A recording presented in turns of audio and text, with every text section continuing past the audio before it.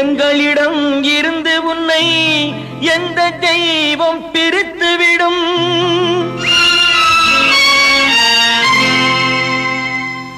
முக்கனிகள் சேர்ந்திருக்க கட்டாக இருந்தாயே, மூன்று நதி கலந்திருக்க கடலாக அமைந்தாயே.